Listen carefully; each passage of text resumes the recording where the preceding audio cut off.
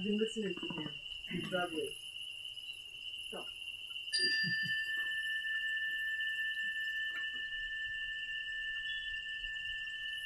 Good morning, everyone. I'm happy to be here. I have never done this alone, so it doesn't make me necessarily nervous, but it just feels odd. And so we're hoping that those of you that can't be with us today can watch the video. Our topic today is on the gap, the idea of the gap, and I'll talk some more about that. But we're going to start with a meditation that's going to be led by our phone, I think.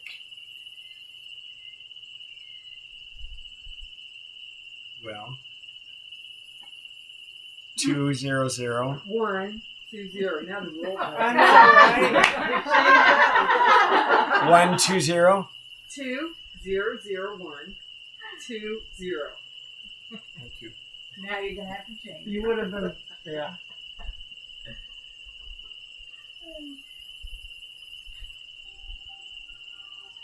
All right, so you get settled.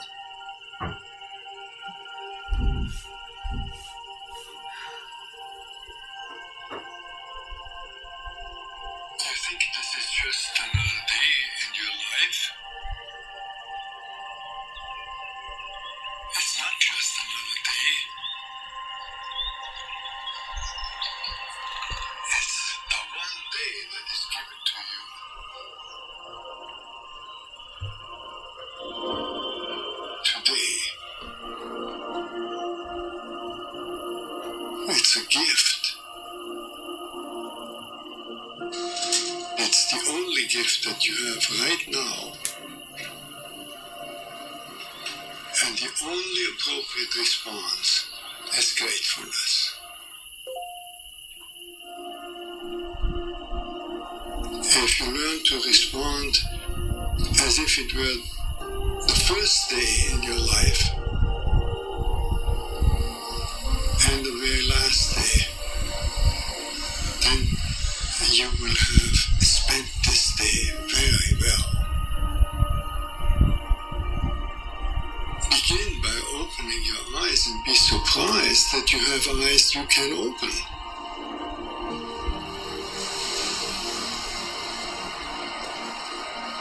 That incredible array of colors that is constantly offered to us for pure enjoyment.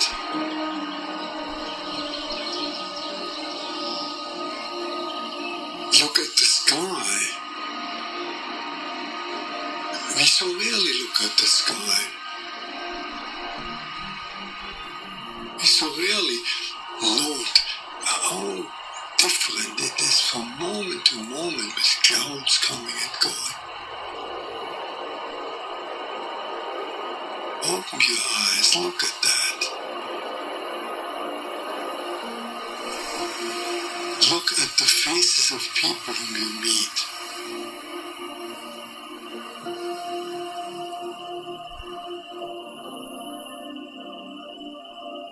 Each one has an incredible story behind their face.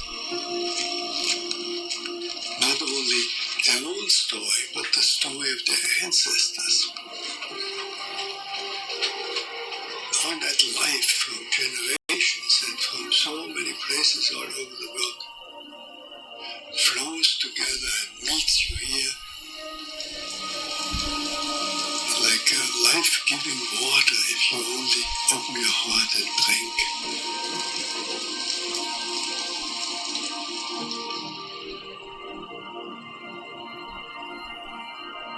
Open your heart to the incredible gifts that civilization gives to us. You flip a switch and there is electric light. Turn a faucet and there is warm water and cold water. And drinkable water. A gift that millions and millions in the world will never experience.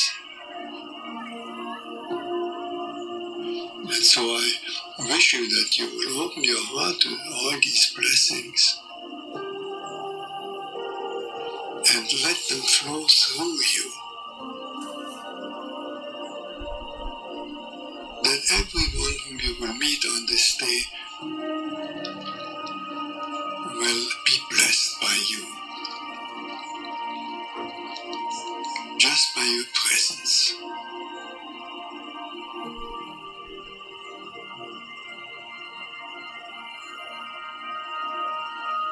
Let the gratefulness overflow into blessing all around you.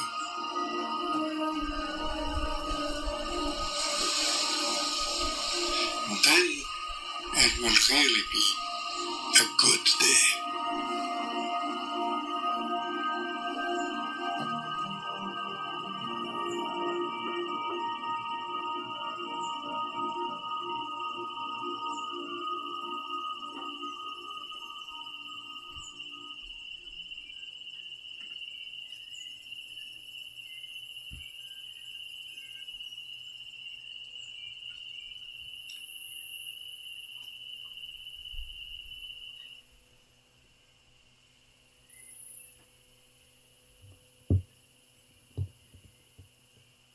So I thought I would start, seeing this topic is a new one for me, the gap.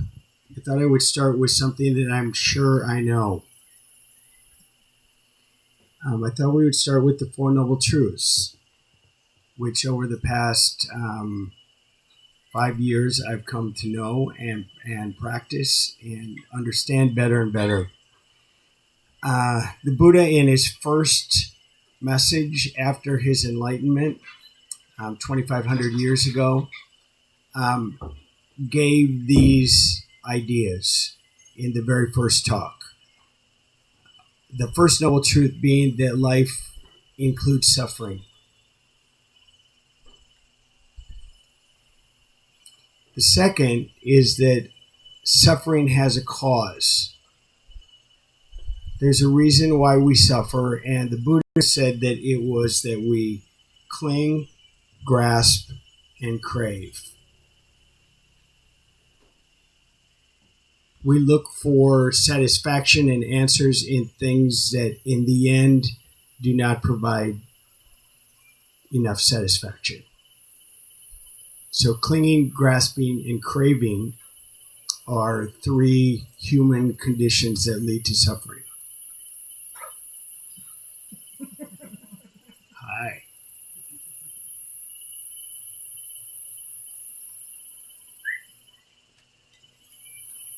The third noble truth is that there is a way out of this dilemma. And the way out is through the practices of meditation and a Buddhist lifestyle, that it is possible to eliminate your suffering. Reduce it, then eliminate it. And that is by stopping the process of clinging, grasping, and craving. Awareness leading to change in attitudes and position, and then letting go and seeking answers in things that really actually do have the possibility of happiness. The fourth noble truth is 8 ideas that will help you on this new path, the Eightfold Path. I don't have those memorized, but they're things like right intention, right concentration, right vocation, right speech, right meditation, right mindfulness. I'm doing pretty good today. I think was that 6? I'm missing 2, but they're there. And I think the thing that's unique about Buddhism is these answers are found within you. There's no external source that will give you those. It is your internal sources that help you to find the happiness you're looking for. It has worked for me. I'm a clinger, grasper, and craver by nature. I was trained, and maybe even was born that way. So this process of undoing that mess has been life-giving to me. So with that backdrop, which I feel like is always our foundation here, and I'm assuming if we get the Lama to come next week, this is foundational. It sounds like in all of the things that he does as well. So this talk about the gap is interesting, and you have to decide whether it's foundational or not. But I wanted to start with things that were not Buddhist about the gap. And then I thought we would go to three really well-known writers about recognizing the gap in Buddhism. The gap is in everything. In therapy, which is my background, people are always in transition. They're adding things or subtracting things from their lives, and therefore they're between chapters often, and that's the gap. The gap in family work, I'm only going to do two therapy things at the beginning here. The gap in family work is the middle spot between attachment and detachment. I don't know if you were here 4 weeks ago, but we talked about the Buddhist idea is detached involvement. A very interesting set of words together. And so the idea in healthy families is to live closer and closer to that gap where there's attachment, not full detachment. I worked in recovery for a while, and they told the people in recovery not to have a new relationship, romantic relationship, with the first year of their recovery. Kind of a regular idea in AA, and they were asking people for a gap, a time between chapters by which they could grow in themselves. All of you now know about college kids taking a gap year. Do you know that? I wish that I had been in high school or college now, and I would have done it. There was no gaps, just thing after thing after thing after thing, and detail after detail after detail, and then job after job after job after job. This gap idea is very not like that.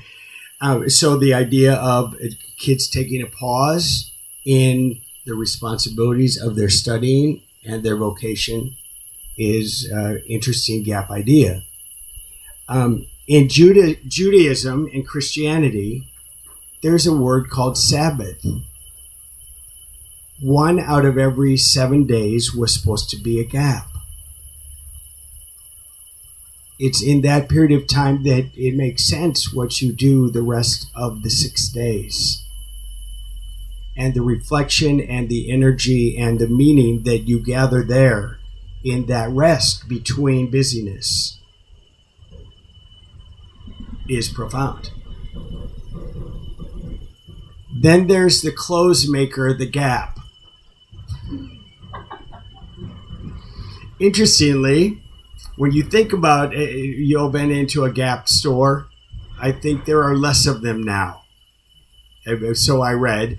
But Gap was very not left or not right in fashion, very center, neutral colors, khakis, basic designs, and those things. And so even that idea is again about finding a spot in the middle that's not necessarily with the busyness of the styling trends of the day.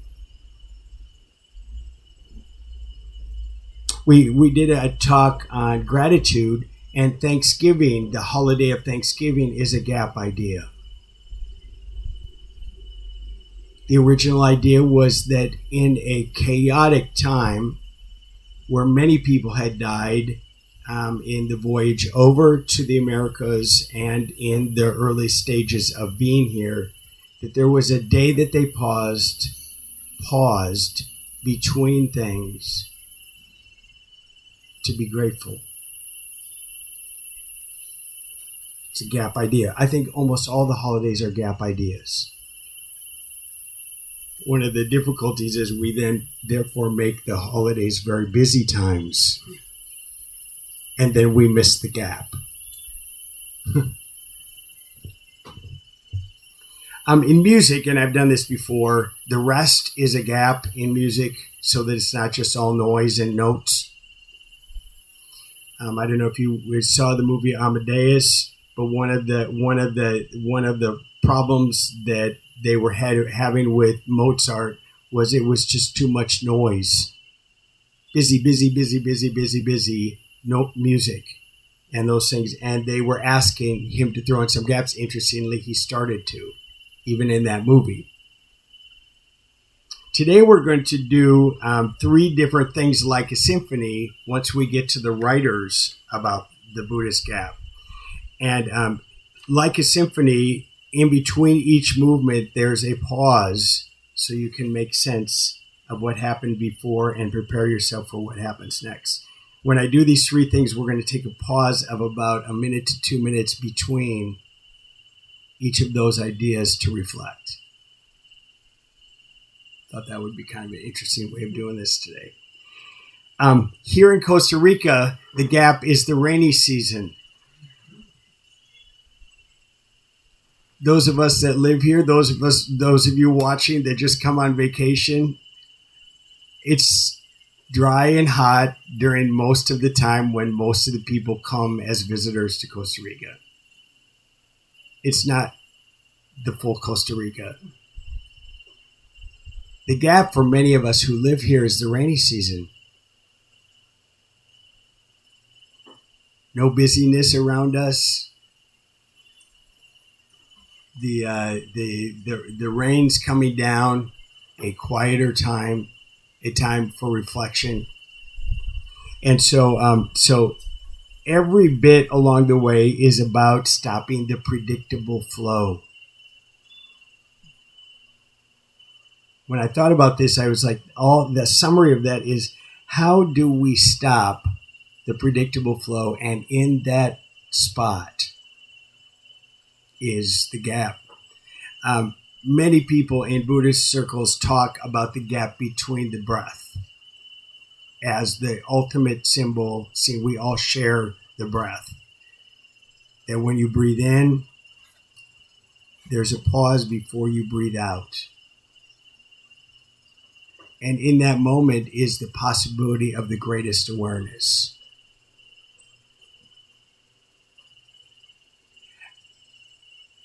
And so all of this is kind of no chatter. The gap is a no chatter time.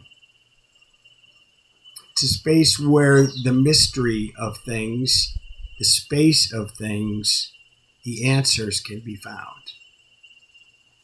So I think it's a really powerful thing. We're going to end with my favorite, I'll tell you ahead of time, this Rumi poem, which we've used, I don't know how many times, 8, and it's all about the gap when you read it now, even though it's been all about many other things with other topics. Have you found answers in the gaps of your life between chapters? Where you've reflected and say, that is now done. This has yet to begin. Here I have a quiet pause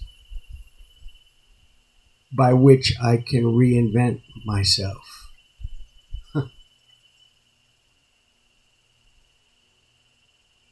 And stop the predictable flow. It's an interesting topic, isn't it? So I want to go to the experts, because I don't really feel like I'm an expert at this. I love to study, so I get to read the experts. And so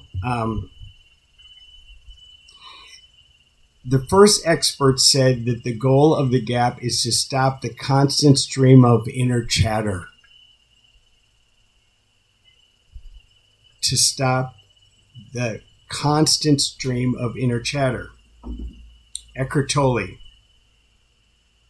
in The New Earth, the book, talks about recognizing the gap. So I have a sentence, a statement by Eckhart Tolle.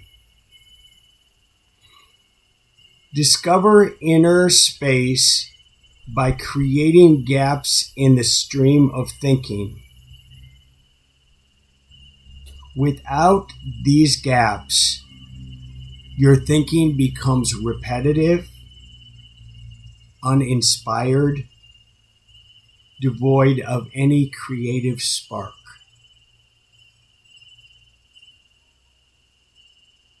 So if you stop the constant stream of inner chatter by recognizing and embracing the gap, your thinking becomes less repetitive, more creative, open to inspiration.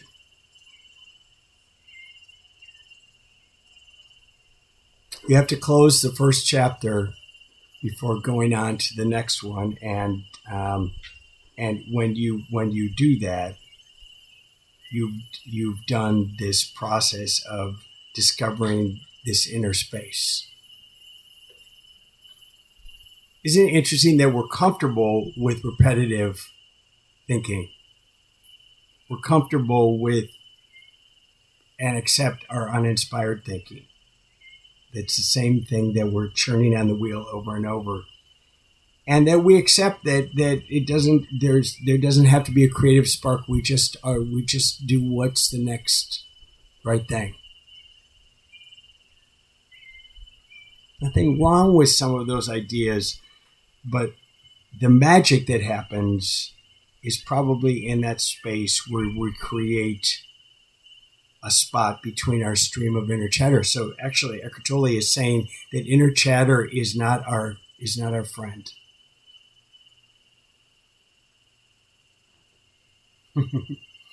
That our inner chatter is what keeps us stuck, keeps us on the hamster wheel, going around, and therefore creating the kind of space. Meditation is the chance for this, where we clear the air and open the idea that we don't attach to anything that comes to us. We are just here and do what that moment is asking us. Does this make sense? It's a challenge. So let's do 2 minutes thinking about that idea of creating a gap in our stream of thinking by which we can become less repetitive, more inspired, and creative in our spark. Let's just be quiet for 2 minutes.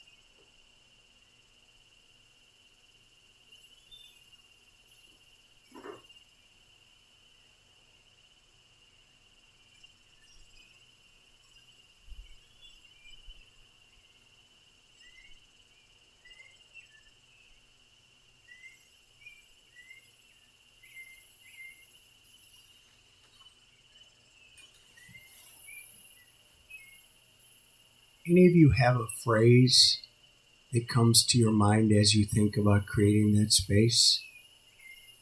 Just a phrase. Sharon, do you have a phrase that came to your mind? You know that. Yeah, I do well. Anyone else? Yes. I'm doing breathe in, relax, breathe out, let go. And Okay. just repetition of that. Just Breathe in, relax, breathe out, breathe out, let let go. go. But it becomes a rhythm. Becomes a rhythm. Yeah. Go ahead. I was thinking embrace the nothingness. Because you're talking about the gap, like the part where you're actually not thinking and you're maybe just focusing on sounds. Yep. Embrace the nothingness. Back. I have a mantra that I can use sometimes.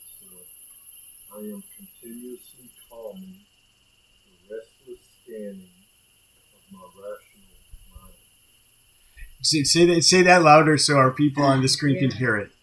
I am continuously calming the restless scanning of my rational mind. That's exactly what Eckhart Tolle was talking about. The chatter, the monkey mind. It's monkey mind. Thank you. Let go and let God. Let go and let God. That's the space between things. Does this belong to me?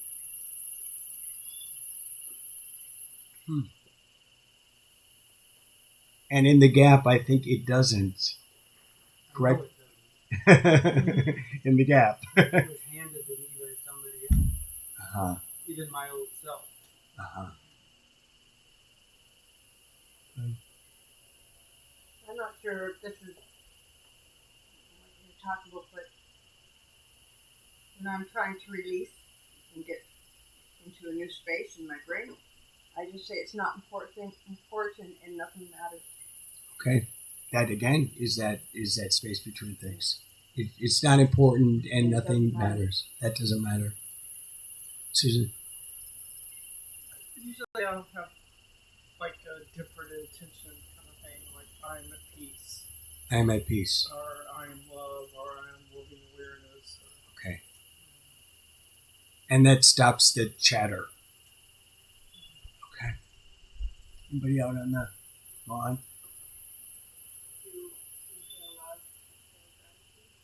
Inhale love, exhale gratitude. Okay. Those are good. Those are good. Breathing in, I know I'm breathing in. Breathing out, I know I'm breathing out.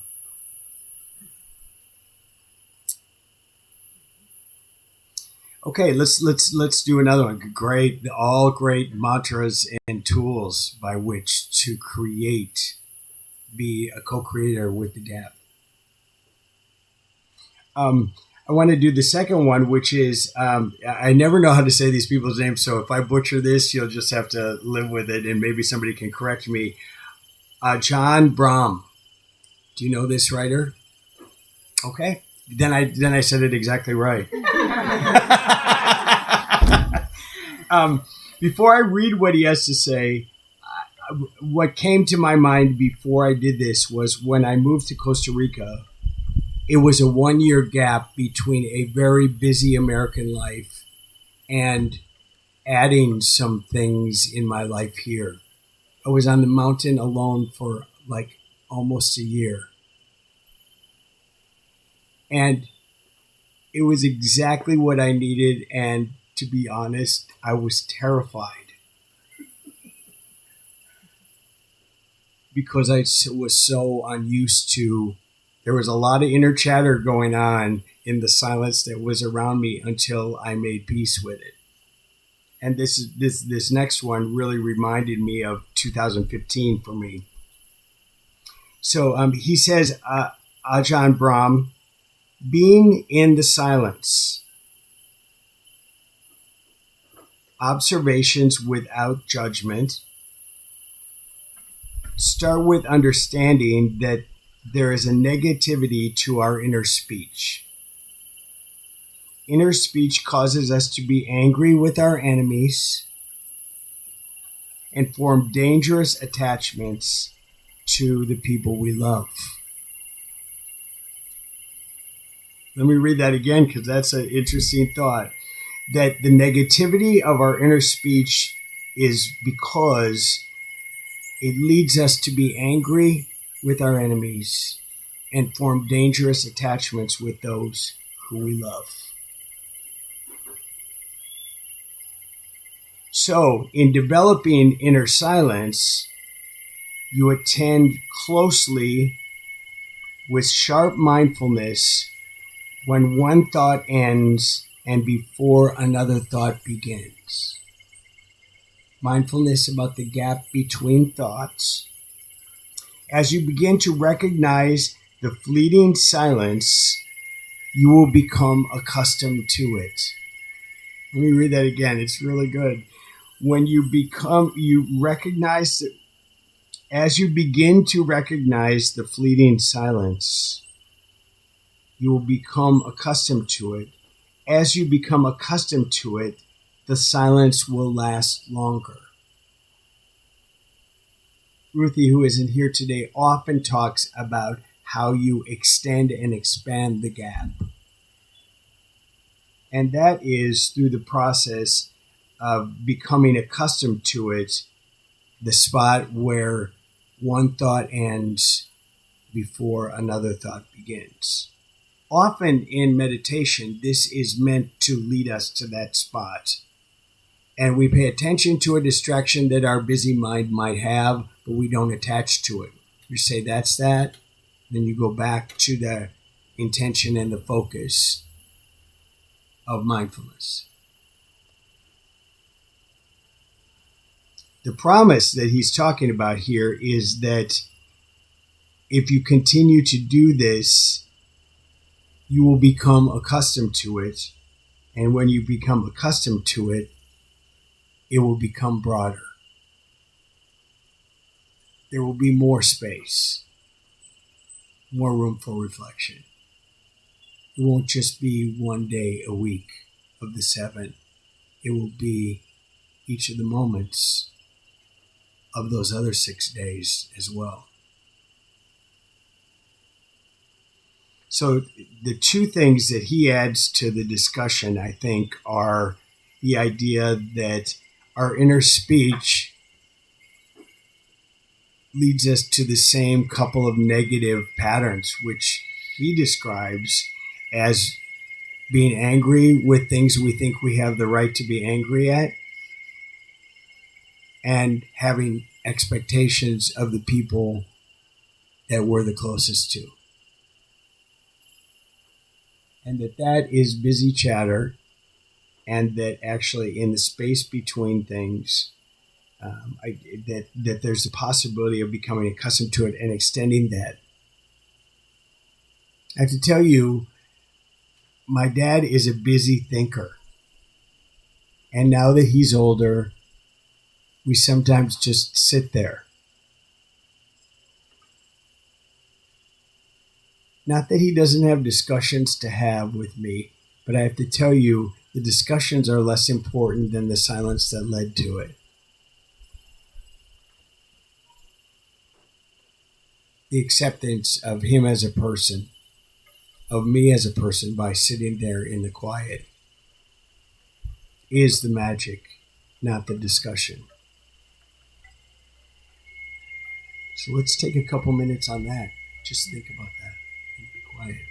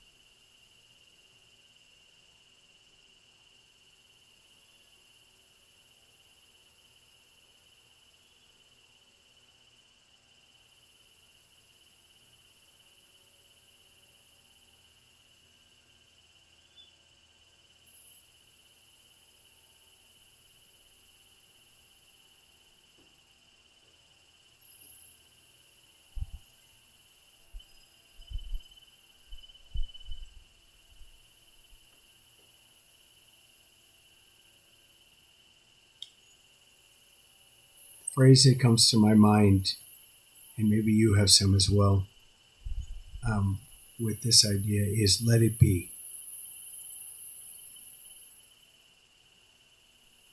Someone else, a phrase that comes to you with this new idea.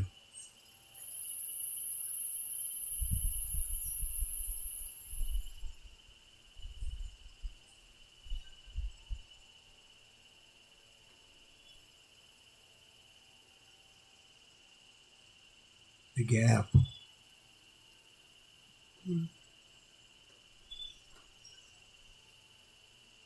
Silence is golden. Silence is golden. Okay.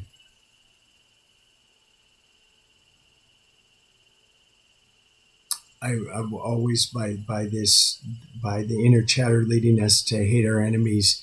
Always reminds me of in the Bible, Matthew 5-7, the Sermon on the Mount, that Jesus talked about loving your enemies and being kind to those who are unkind to you.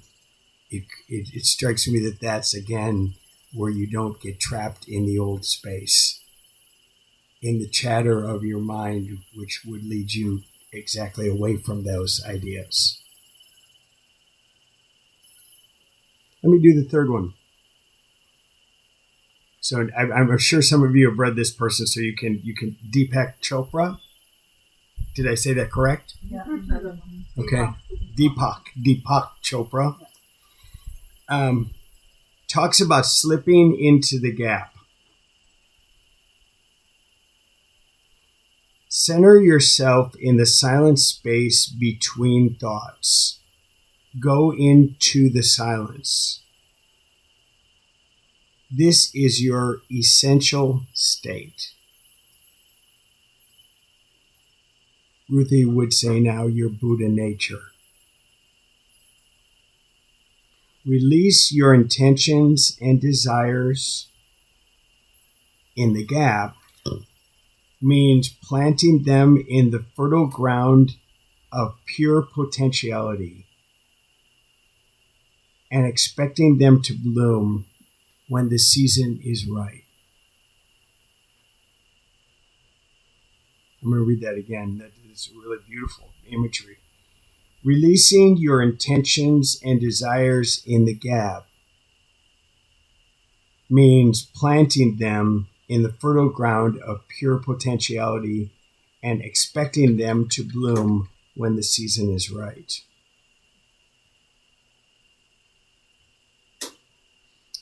A college professor friend of mine gave me a poem one time that he had written.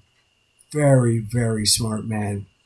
And he had heard some of the music that I did, and that he had heard something that I had originally composed. And he said, I'd like you to read my poem. It was an epic. It was like big. And it was all on the last, because he is from a Christian background. It was all about the last 2 weeks in the life of Christ. And so I said, sure, of course, I'll read it. And he said, I don't know whether this will work for you or not, but someday maybe you could write some music for the poem. I'm like, maybe. Because he had said it in that spacious way, in that kind of gap way, I decided that I would put it on my coffee table each morning. When I drank coffee, I would read the poem once.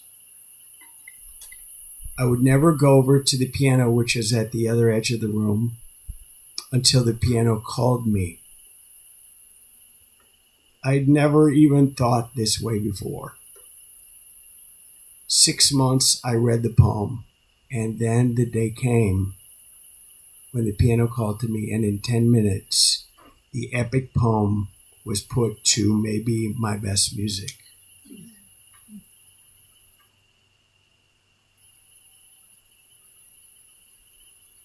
That was about, for me, creating a new space by which creativity and the spark of that could happen.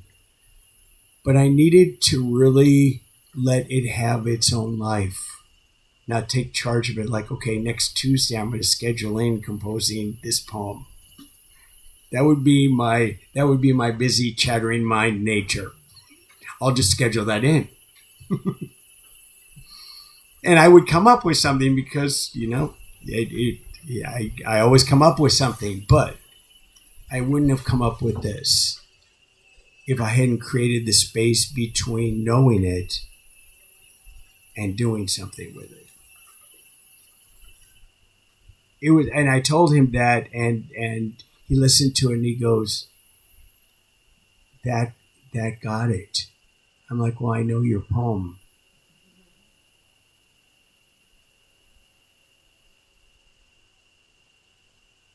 So I think there's in the gap with this idea is that you plant things in the fertile ground of pure potentiality, expecting them to bloom when the time is right.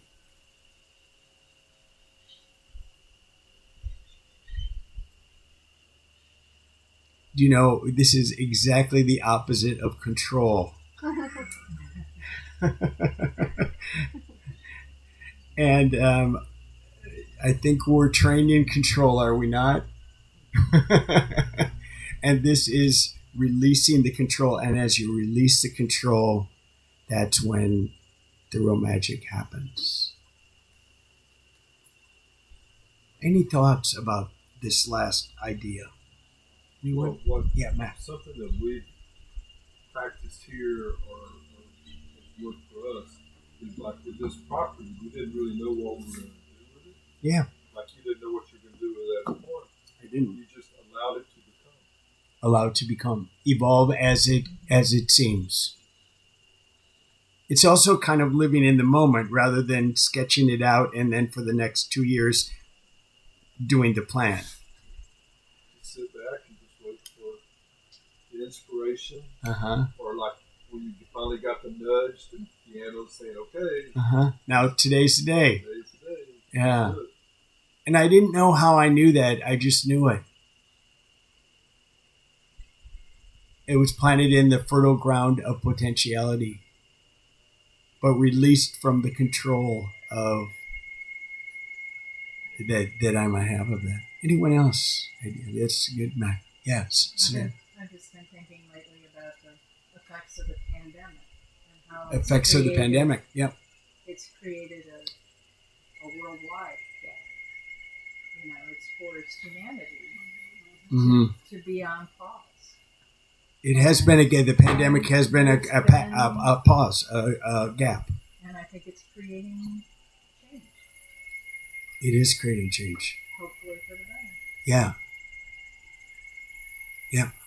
I think that's a way to look at it. It's a very much of a reframing rather than let's go back to what we had. Yeah. That's the focus. It's like, what have we gained in between the chapters? What is it that's supposed to be gained here? It's good. One of the things that I believe that has been helpful during the big pause is people have been cooped up, and so now it's so much more valuable or maybe joyful or important to get out in nature. And people are now, we've had to slow down. People have had to slow down, and that gap has helped a lot of people to realize things that are important. Yeah. Yeah. And human connection. And I mean, yes, the connection. And being out in nature is its own form of meditation. It is. It is a wonderful thing for all of us. Yep. Everyone.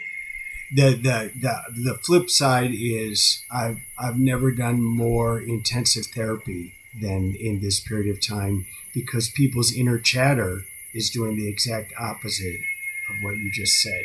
Rather than taking this as an opportunity to open up new ground, it's opened up new chasms in their chattering mind. and so it can go both directions. Any of those circumstances. Yeah, But even that is helping them to work things out, absolutely. to come to terms with it or to realize it. Absolutely. Yes. I mean, do you think? I mean, your clients is that more people like in the States? Kind of because of it being remote, which I never had done before. Mm-hmm. It's everywhere. I don't know. I don't see a huge change. I haven't seen a huge change in my life other than wearing a mask when I go out. I take a precaution. Mm-hmm. I mean, I've always gone out into nature. Right. I'm doing it more right now than I used to. I mean, but just because of where I'm moving. Sure. I wonder if one of the gifts of Costa Rica is there's a bit of a pause that happens when you come to live here. And you're much more in touch with nature. I know that I get up at 5:15. I never got up at 5:15 before, and 8:30 I'm fighting to make it to 9 o'clock at night. So I'm much more with the flow of the cycle of life here. Even guests are really surprised. Well, I went to bed last night at 8 o'clock, and I'm like, yeah, of course you did. It just seems natural, and so that I think Costa Rica has been a blessing for those of us who've been here. Many people have said to me online, I wish that I was there. I think I might be able to handle this better rather than in my apartment in the busy city. Oh yeah, I couldn't imagine being cooped up in an apartment. Yeah, that would be really, really difficult. Winter. Yeah, through the winter. Right. Right. Yeah. Or with a few kids if they go to school. Right. Right. Yeah. There needs to be a few more gaps in parenting between parents and child, and between spouses, where I'm not just with you 24/7. There's something about needing the gap to create the magic of the fertile ground of potentiality. There's a lot of people that are moving down here right now. Yeah. Hence, those of you that are watching from a distance, we're very busy with people wanting to come to this kind of environment and coming down with their money to buy, sometimes sight unseen. And yet, just because we're here does not mean that this is not a challenge for our inner chatter. We can ignore this so easily and not be absorbed in the space that it offers us. I'm going to end with a Deepak poem. Not Deepak, Rumi. See if you think that this fits with the gap. Out beyond ideas of wrongdoing and right doing, there is a field. I'll meet you there. Where the soul lies down in that grass, the world is too full to talk about. Ideas, language, even the phrase each other doesn't make any sense. The breeze at dawn has secrets to tell you. Don't go back to sleep. You must ask for what you really want. Don't go back to sleep. People are going back and forth across the door sill where the two worlds touch. The door is round and open. Don't go back to sleep.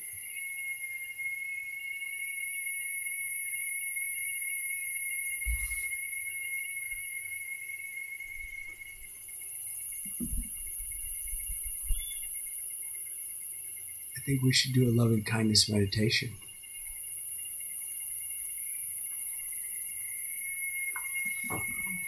Get yourself settled.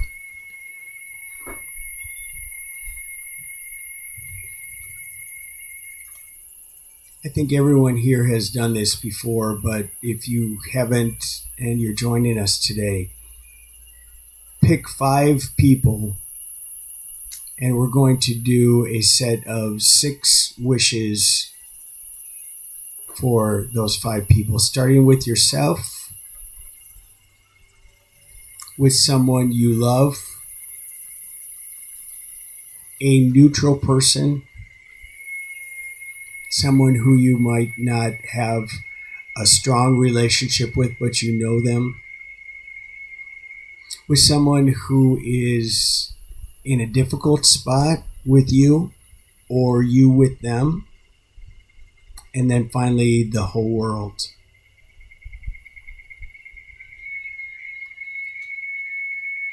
So we start with ourselves.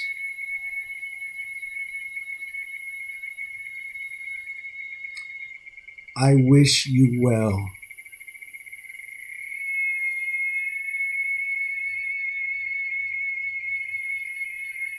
I wish for your health.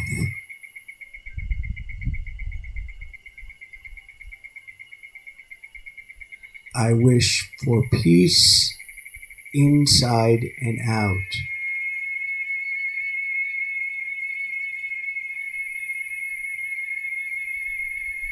I wish for your honesty and integrity.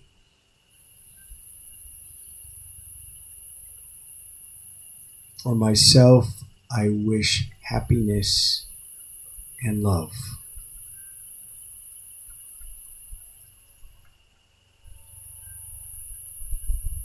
Now, if you bring to mind a person that you care very much for, and you say this in your intentions: I wish you well and health.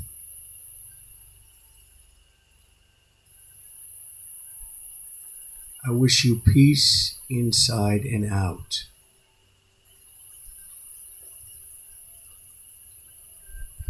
I wish you honesty and integrity.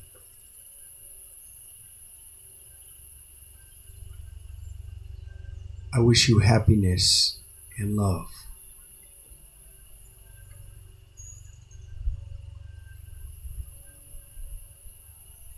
Now, if you bring your focus to a person who is somewhat neutral to you,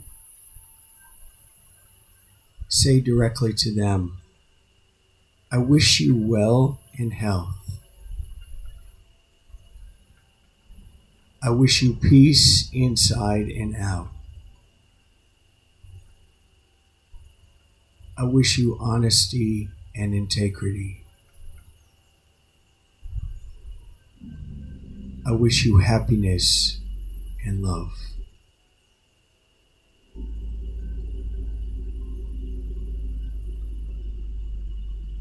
Now, if you'll look directly at a person in your mind who is a difficult person for you or you for them, and you wish them the exact same set of blessings. I wish you well and health. I wish you peace inside and out.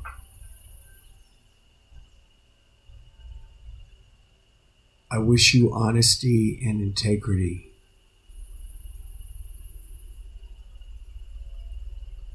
I wish you happiness and love.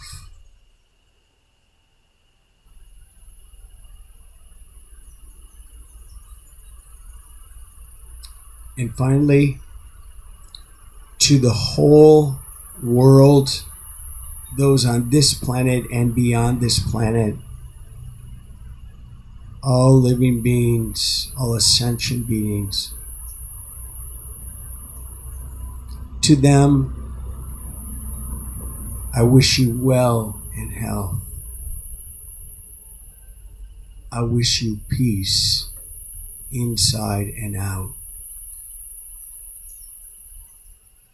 I wish you honesty and integrity. I wish you happiness and love.